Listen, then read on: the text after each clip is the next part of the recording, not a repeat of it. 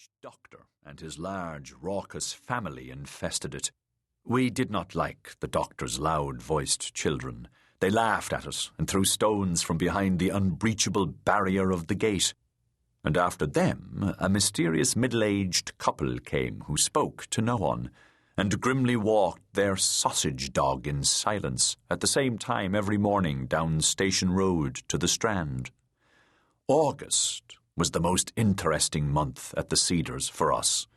The tenants then were different each year, people from England or the continent, the odd pair of honeymooners whom we would try to spy on, and once even a fit-up troupe of itinerant theatre people who were putting on an afternoon show in the village's galvanized tin cinema. And then, that year, came the family Grace. The first thing I saw of them was their motor car, parked on the gravel inside the gate. It was a low-slung, scarred and battered black model with beige leather seats and a big spoked polished wood steering wheel. Books with bleached and dog-eared covers were thrown carelessly on the shelf under the sportily raked back window, and there was a touring map of France, much used. The front door of the house stood wide open, and I could hear voices inside, downstairs, and from upstairs the sound of bare feet running on floorboards and a girl laughing. I had paused by the gate, frankly eavesdropping, and now suddenly a man with a drink in his hand came out of the house. He was short and top-heavy, all shoulders and chest and big round head, with close-cut, crinkled, glittering black hair with flecks of premature grey in it, and a pointed black beard, likewise flecked. He wore a loose green shirt, unbuttoned, and khaki shorts, and was barefoot. His skin was so deeply tanned by the sun it had a purplish sheen. Even his feet, I noticed, were brown on the insteps.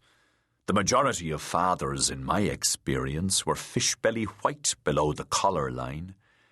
He set his tumbler, ice blue gin and ice cubes, and a lemon slice, at a perilous angle on the roof of the car, and opened the passenger door and leaned inside to rummage for something under the dashboard.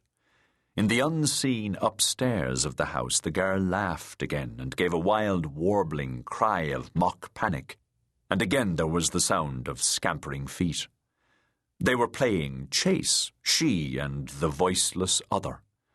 The man straightened and took his glass of gin from the roof and slammed the car door. Whatever it was he had been searching for, he had not found. As he turned back to the house, his eye caught mine, and he winked. He did not do it in the way that adults usually did, at once arch and ingratiating.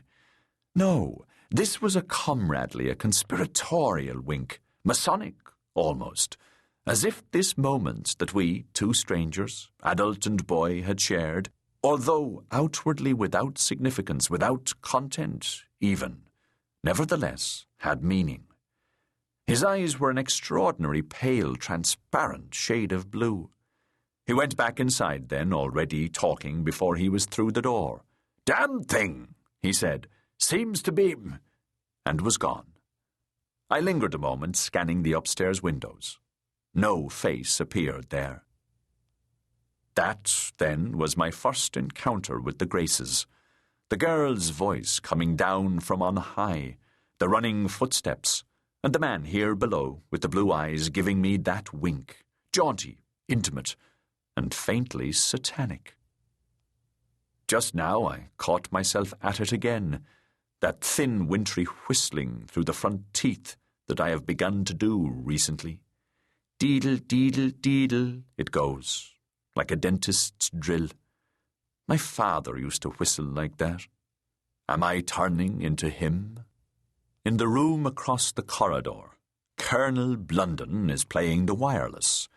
He favours the afternoon talk programmes, the ones in which irate members of the public call up to complain about villainous politicians and the price of drink and other perennial irritants.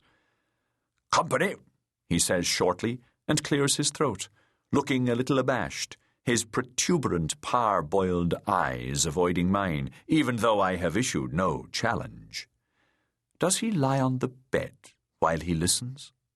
Hard to picture him there in his thick grey woolen socks, twiddling his toes, his tie off and shirt collar agape, and hands clasped behind that stringy old neck of his. Out of his room he is vertical man itself, from the soles of his much-mended glossy brown brogues to the tip of his conical skull. He has his hair cut every Saturday morning by the village barber, short back and sides, no quarter given, only a hawkish stiff grey crest left on top. His long-lobed, leathery ears stick out. They look as if they had been dried and smoked. The whites of his eyes, too, have a smoky yellow tinge. I can hear the buzz of voices on his wireless, but cannot make out what they say. I may go mad here. Deedle, deedle. Later that day, the day the Graces came, or the following one, or the one following that, I saw the black car again, recognized it at once as it went bounding over the little hump-backed bridge that spanned the railway line. It is still there, that bridge, just beyond the station. Yes, things endure, while the living lapse. The car was heading out of the village in the direction of the town. I shall call it Ballymore, a dozen miles away. The town is Ballymore, this village is Ballyless, ridiculously, perhaps, but I do not care. The man with the beard who had winked at me was at the wheel, saying something and laughing, his head thrown back. Beside him a woman sat with an elbow out of the rolled-down window, her head back too, pale hair shaking in the gusts from the window. But she was not laughing, only smiling. That smile she reserved for him, sceptical, tolerant, languidly amused. She wore a white blouse and sunglasses with white plastic rims, and was smoking a cigarette. Where am I, lurking in what place of vantage? I do not see myself. They were gone in a moment, the car's sashaying back end, scooting around a bend in the road with a spurt of exhaust smoke. Tall grasses in the ditch, blonde like the woman's hair, shivered briefly and returned to their former dreaming stillness. I walked down Station Road in the sunlit emptiness of afternoon. The beach at the foot of the hill was a fawn shimmer under indigo. At the seaside, all is narrow horizontals, the world reduced to a few long straight lines pressed between earth and sky. I approached the cedars circumspectly. How is it that in childhood everything new that caught my interest had an aura of the uncanny, since according to all the authorities the uncanny is not some new thing, but a thing known returning in a different form, become a revenant? So many unanswerables, this the least of them. As I approached, I heard a regular rusty screeching sound. A boy of my age was draped on the green gate, his arms hanging limply down from the top bar, propelling himself with one foot slowly back and forth in a quarter circle over the gravel. He had the same straw-pale hair as the woman in the car, and the man's unmistakable azure eyes.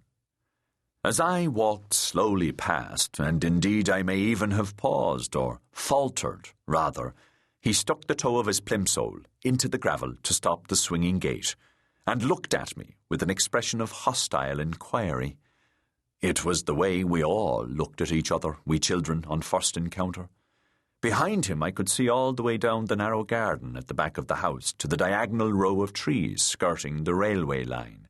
They are gone now, those trees, cut down to make way for a row of pastel-coloured bungalows like dolls' houses, and beyond, even inland to where the fields rose, and there were cows, and tiny bright bursts of yellow that were gorse bushes, and a solitary distant spire, and then the sky with scrolled white clouds.